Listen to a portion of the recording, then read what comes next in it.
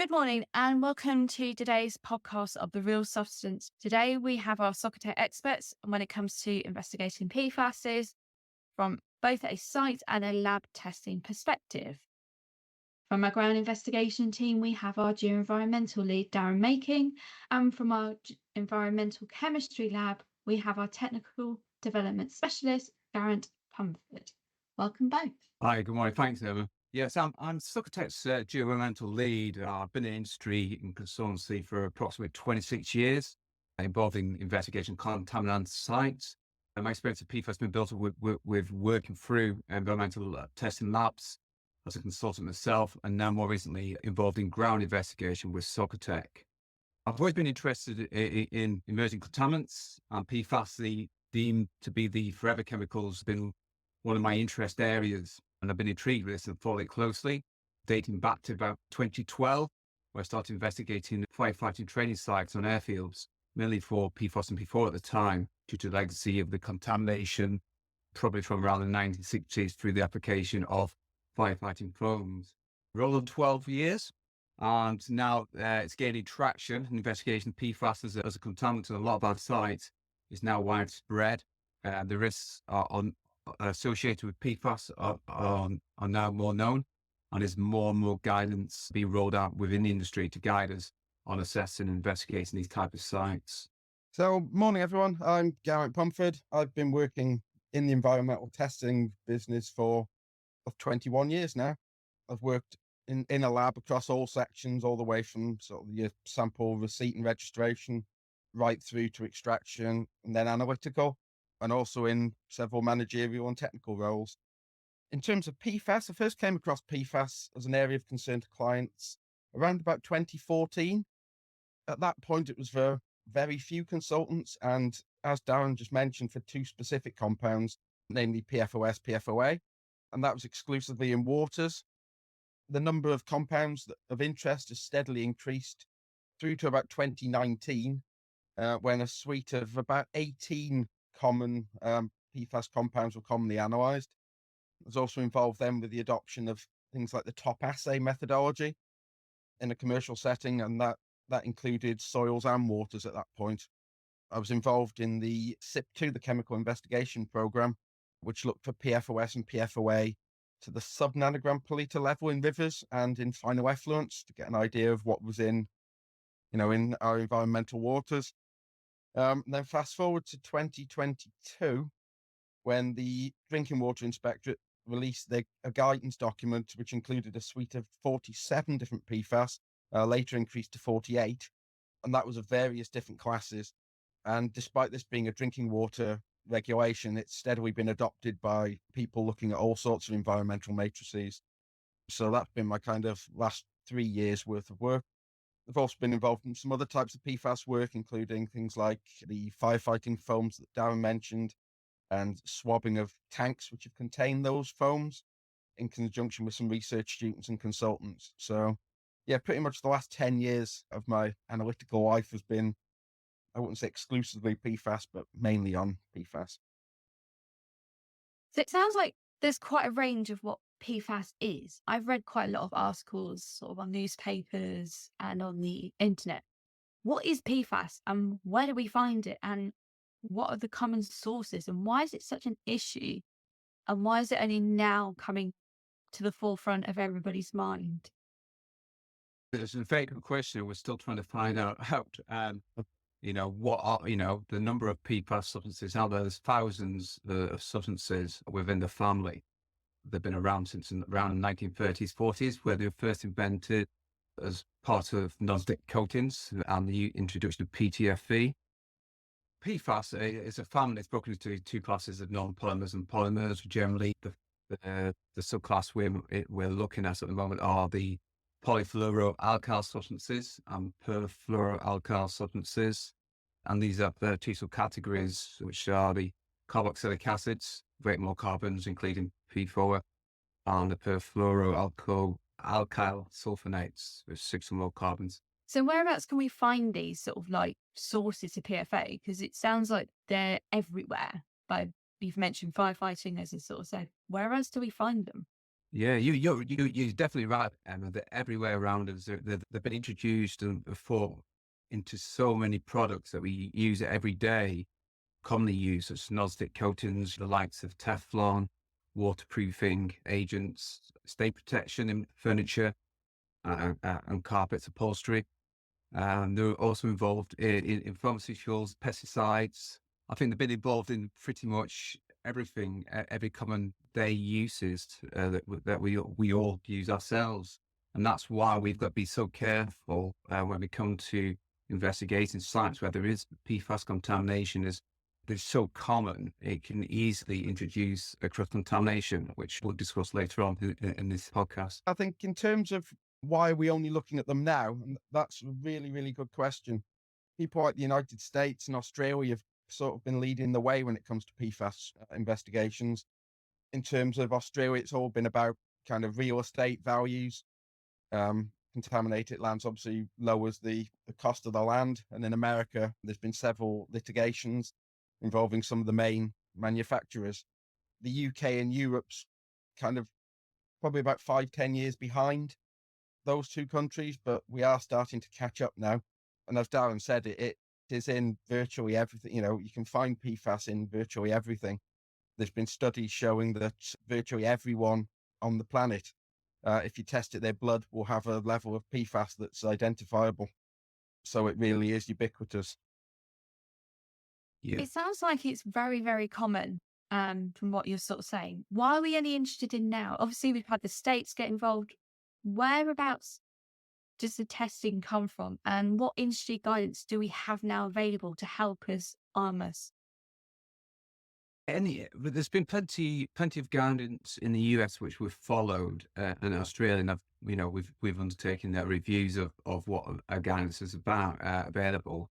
There's a very good document, the ITRC document produced by the Interstate Technology and Regulatory Council in the US, and is dedicated to perm polyfluoride substances, technical and regulatory guidance. Cloud produced some interesting documents discussing managing risks and liabilities associated with PFAS. But more recently, the first guidance, proper guidance in the UK, has been released by Syria, and it was produced by a work group of consultants supporting Syria on the document. And it's the good practice guidance for some polyfluoroalkyl substances, PFAS, in the soil and water environment. And that's the first document in the UK which provides a structure and framework for the investigation of PFAS. So, in the UK, it's gathering momentum. There are now certain screening values with C4SLs, which we can apply to our assessment so we can assess the risk. And as Geraint mentioned, there are also drinking water standards now for certain PFAS in the environment we can assess against. The reason being is there are known health impacts associated with PFAS in the environment once it's in the bloodstream, and also the toxicological risk presented by it once in the environment to macroinvertebrates and wildlife in general, water resources. I think this is brought to home for those of you who have seen Dark Waters. It's a legal case of where somebody's heard was investigated for them drinking contaminated river water, which was contaminated by the upstream manufacturing plant. Obviously, that had impacts on the herd, and also human health risks as well. I think the common human health risks identified, although not directly proven, have been discussed in the Syria guidance. And that's why we're concerned about it, and that's where we're now assessing the risks from these substances in the environment. If we're sort of saying that the PFAS are so widespread in the environment that they're literally in everything, they're even showing up in our blood test results, what problems are we facing or issues are we encountering for us to be able to take samples to be able to test for this? Yeah, the problem with PFAS is it's so common and widespread in the environment at all stages. There's all stages of the investigation. There's a potential risk of cross-contamination. Obviously, cross-contamination is the unintentional introduction of the PFAS into the sample from outside sources. So it's not really representative of what we're looking at, the concentrations in that media, whether it be the soil, groundwater, or concrete cores that we're looking at on these sites. There's a potential cross-contamination at all stages, from sampling in the field, the methodologies we use, any product we use during sampling can introduce cross-contamination. How we store it, how we store our samples prior to shipping. It can cross-contaminate during shipping, and also, maybe able to discuss this further, it can also be cross-contaminated in the testing stage once samples are actually submitted to the laboratory for testing. In terms of the laboratory testing side, the same things that stand on site stand in the lab. It's present in many of the reagents that we use, the equipment that we use, the consumables, even things like PPE. It is incredibly important for making sure, as with all testing, that when sampling, you make sure everything's clean. You wear fresh set of PPE for each sample. Yeah, it's like itself, we have, now I'm sure you can discuss it in a moment. We have a strict GOTP, it's our technical operating procedures, specifically for investigating these type of sites because of the nature of cross-contamination, to eliminate any potential for that. So actually the data we provide is actually representative and good quality. So like I say, we do include certain measures where, for instance, certain sites where there's a high risk of introducing PFAS from outside sources, could be on Gore-Tex, synthetic water, synthetic or stem-resistant materials. We know we sometimes, depending on the nature of the site and looking at the soil path receptor, how we can cross-contaminate samples, they'll be prohibited. Other things we have is like we have a strict sampling procedure where, obviously when we come to preparation of the site, we prepare everything prior to sampling. And what do you mean by prepping everything before site? Because there's obviously, you've alluded to a GOTP and strict procedures there. So if you had to give a quick fire sort of list of what we should be doing to be able to test for PFAS and prevent cross-contamination on sites, what would you be recommending to people? Obviously follow the procedure, but what is the procedure?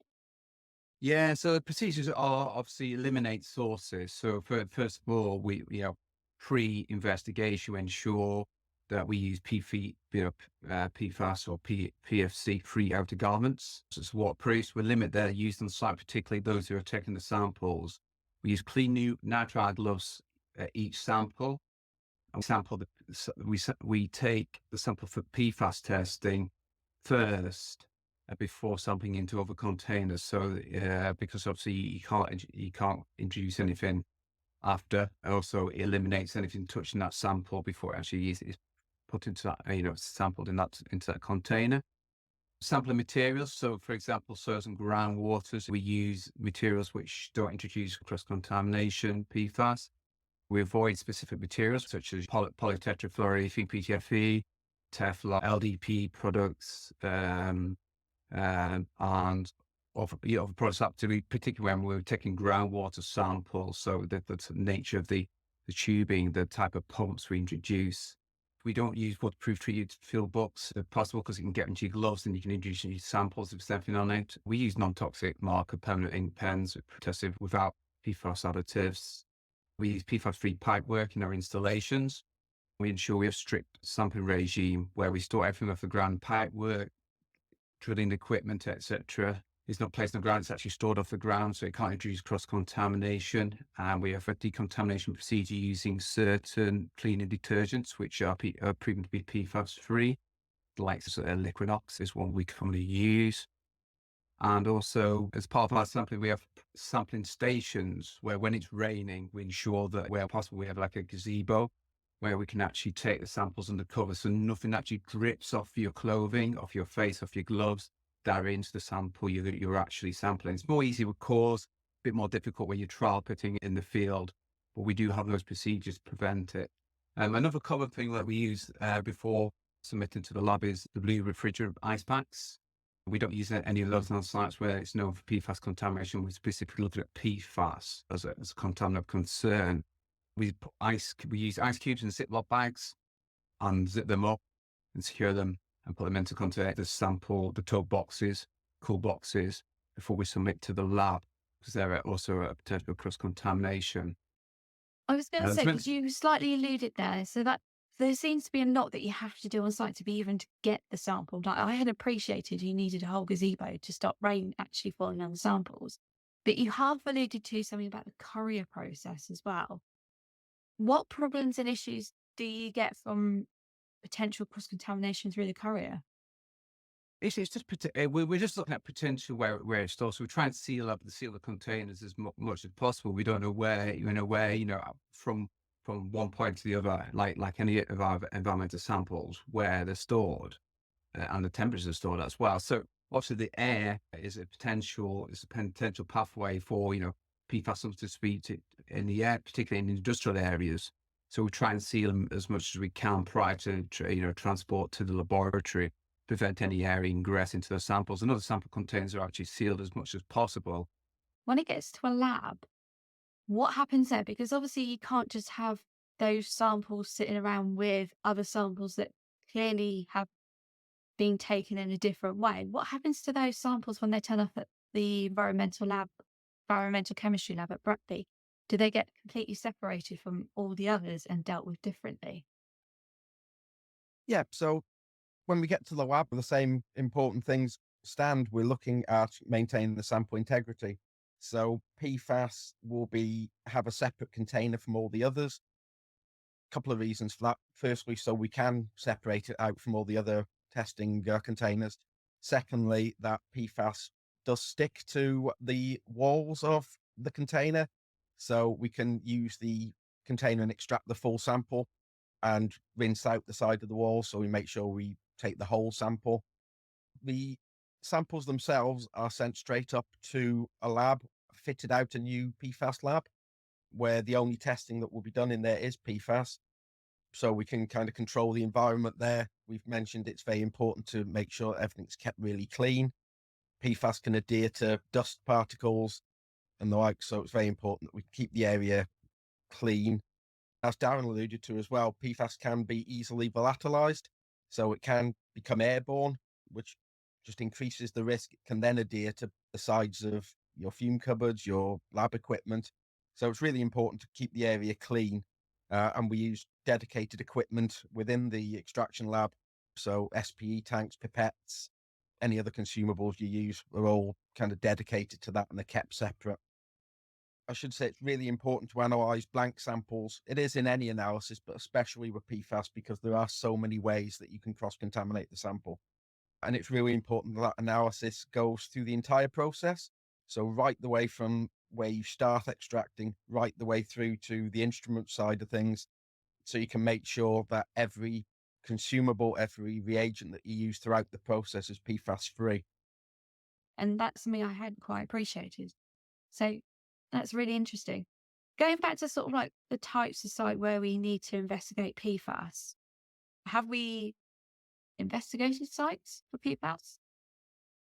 Yes, I mean, because people, these PFAS are so common in environments that you probably, there's a high potential that you would identify PFAS on most sites, but they're actually found in high concentrations where obviously they've been used in great concentrations and associated with those industries. It's likes of landfills are a known high resource of PFAS, particularly in the leachate. Firefighting training areas on former RAF sites, airfields, industrial firefighting training areas as well are quite common within the UK. And it's those type of sites we investigate on a regular basis, implementing our stringent controls and collecting the samples and submitting to our testing laboratory for testing. So there was an example that we carried out in our former RAF airfield where in the southwest of England, I can't really say much more about the actual site location itself, where we implemented the procedures for the first time. And this was a couple of years ago, where we implemented our technical procedures. And we provided everybody a training course presentation on PFAS testing and the procedures required and the reasons behind it. Everybody knew, everybody was aware of what's required. And then we implemented those during collecting the samples whilst investigating the former fire training area, where we implemented a lot of the techniques, a lot of the sampling procedures I've already mentioned, podcast, where we had a dedicated sampling station, carrying out dynamic sampling, rotary coring, we were testing our water supply before what we use, particularly for the water flush of the rotary drilling, to ensure we understood the background concentrations of the main contaminants of interest. And then we collected samples, obviously sample concrete cores from the training area apron, and we submitted them for testing. Did we do any water testing for the PFAS? Yes, that's right. We did. We carried out quite a lengthy program of surface water and groundwater testing, following our procedures as well. We used dedicated sampling. We identified from previous investigations, a consultant we were working for at the time identified the high-risk areas, so we could refine our sampling program, so we knew where the high-risk areas of cross-contamination were. We devised a strategy of investigating the lesser contaminated areas first, working up to the areas of worst contamination with sampling groundwater, and we had dedicated sampling equipment for those areas which was at high risk. That's pretty intense. So how did our fieldwork team do? Did they rose to the challenge, and was it a good success in the end to the client? Do we know? Yes, yeah, it's one of our case studies developed on our website, so further information can be found on that. And yeah, it was, I think the procedures worked very well. There's very good feedback from the team on how, they weren't too restrictive, yet they provided the necessary robust procedures to prevent the cross-contamination as reasonably as practical as far as we can. We can't eliminate everything, it's not an ideal world, but providing, we reduce the chances by bringing these little changes to how we normally do things into the field. It doesn't take too much additional time. It's just preparation, which you get everything involved. It takes very much similar time as you carry out any other investigation. And Geraint, for yourself, do you have an example where you've worked on a case study investigating PFAS? Yeah, there's a couple I can talk about. I just want to go back to a point Darren just mentioned there, which is a really key point, where he talked about going from the least contaminated sites up to the most contaminated sites.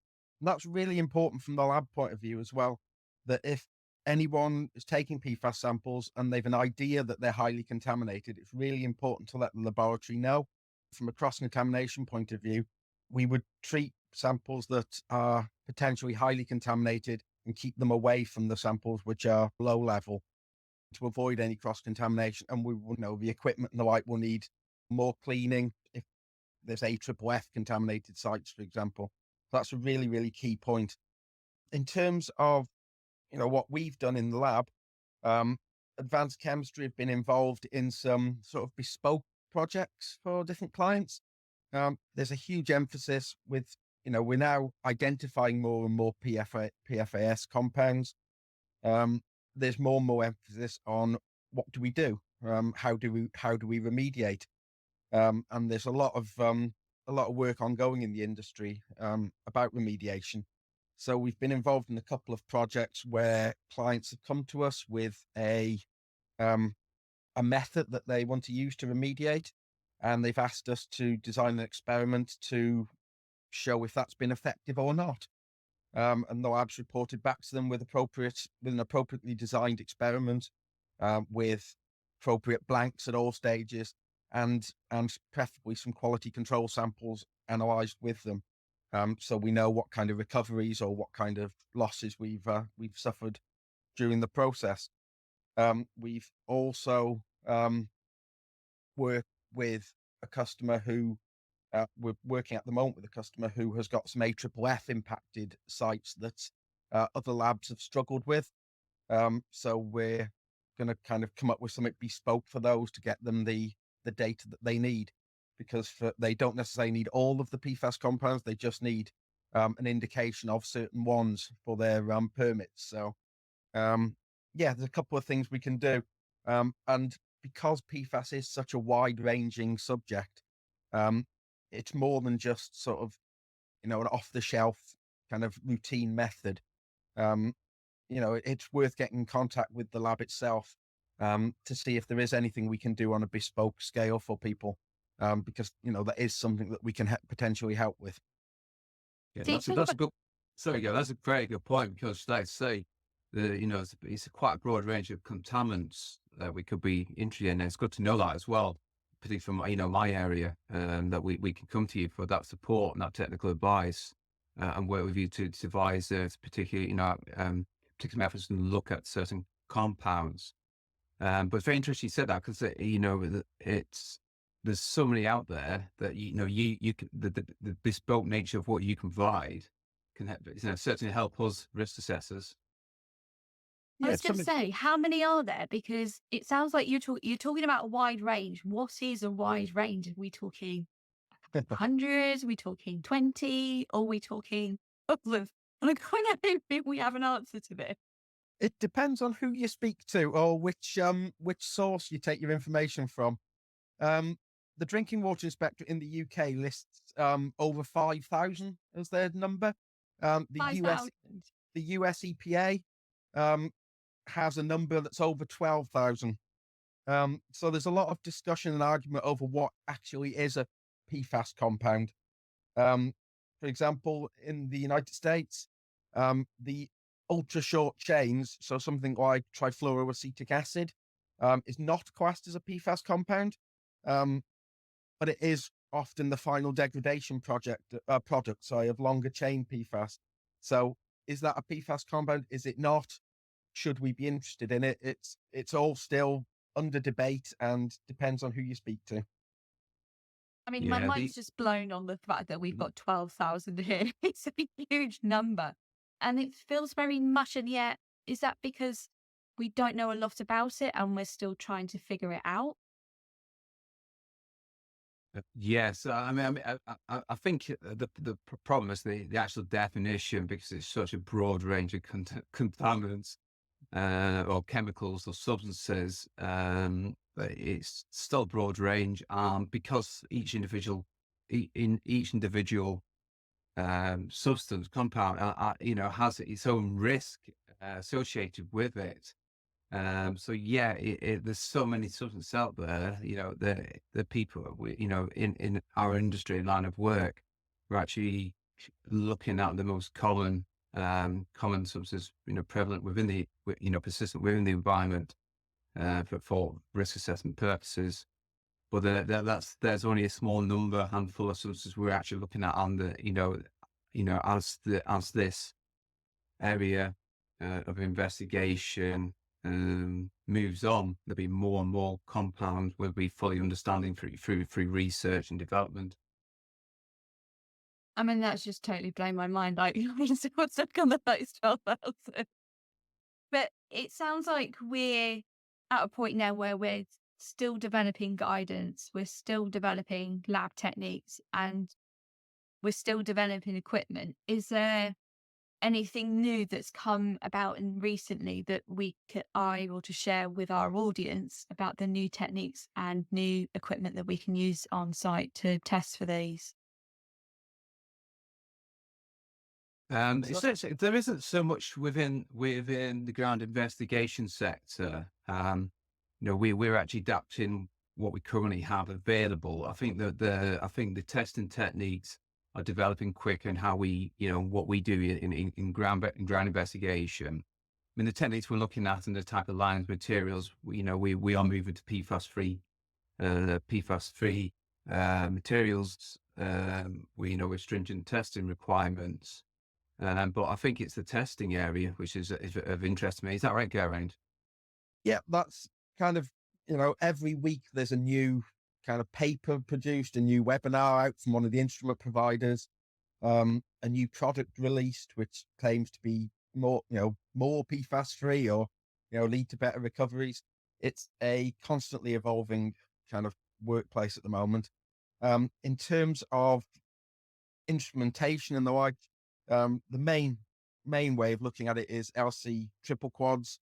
And one thing that we are kind of constrained by is the fact that we talk about X number of thousands of PFAS compounds is the number of analytical standards that are available. There isn't standards available for all X number of thousands. And there are many products out there which are proprietary, which you can't get your hands on. So you're limited by that.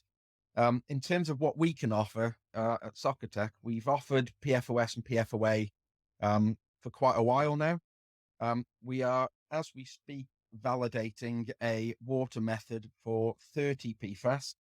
which cover the main classes that Darren spoke about earlier, the perfluorocarboxylic acids and the perfluorosulfonates.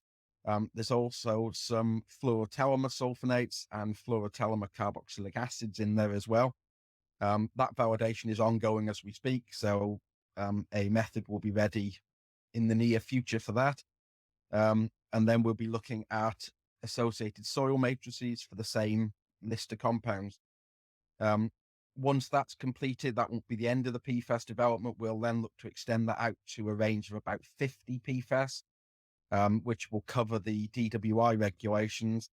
And then once we've got to that stage, it's a case of keeping your ear to the ground in terms of guidance, regulation. As I say, there's something new coming out on an almost weekly basis.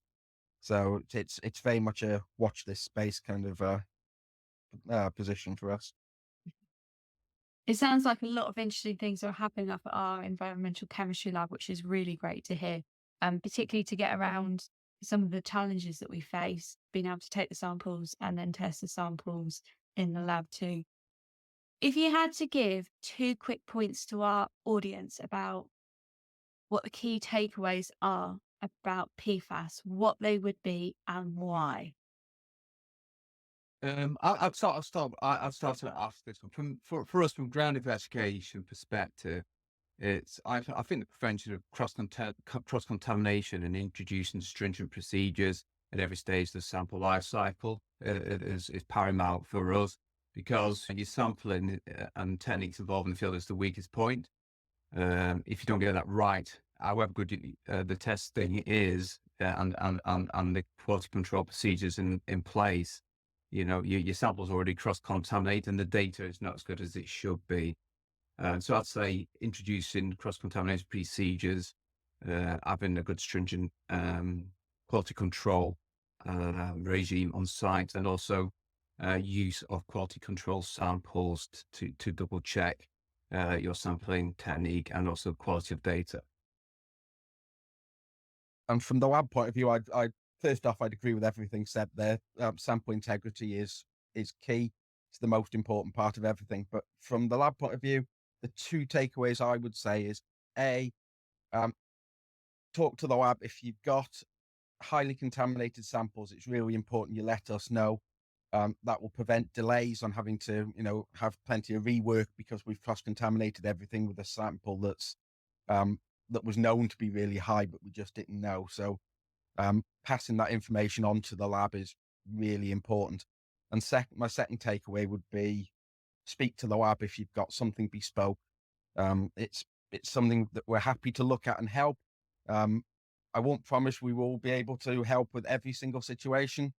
But if there's something that we can do and be confident that we can provide a good, accurate result with appropriate blanks and quality control checks at all points, then that's something we're more than happy to help with. Sounds like I need to come and talk to the both of you if I ever do go an investigation and I want to do some sampling about some people. We've got 2 experts. Is there anything else you'd like to add to what we've discussed today? Key takeaways, but my sort of key takeaway before you answer, I didn't appreciate the scale of PFAS. The fact that it's literally everywhere. It's in everything. The fact that it repels water, the fact that it repels oil. It's almost like a forever chemical. There's so many different types. We don't have a I think that the standards are developing, and also we're still trying to figure out what PFAS is. It's the sheer scale of it, I think, is the most important thing I think people probably need to understand. Yeah. Yeah, Totally. it's a new area and something Subtech, both myself and Geraint, we're trying to keep keep up with the pace of the industry and involved with finding out what is the latest. So we're keeping up to date all the time, and like everything, it's an evolutionary process. As as processes methods change, we're keeping up on top of those as well. So yeah, let's say, myself and Geraint are always happy to ask, answer any questions you have on this, and we're with it, always there to help. Yeah, I think it's challenging, definitely, but it's also quite exciting. This is what we're in environmental chemistry for, improving the world around us and making sure that, we look for contaminants that are, particularly harmful. So being involved in something that's developing like this is actually quite exciting. Wow. Seems that we're Socotec at the forefront of doing this, which is really great to hear. So I'd like to both thank you for your time today and telling us all about PFAS, how to investigate them and how to sample them correctly. The almost like the catches that we need to understand. And obviously when it gets to the laboratory, how samples are dealt with and then the particular testing that needs to be done to be able to investigate them properly. So thank you very much for explaining that to both of you. And that wraps it up today. So thank you very much, everyone, for listening. And we hope to see you on the next podcast.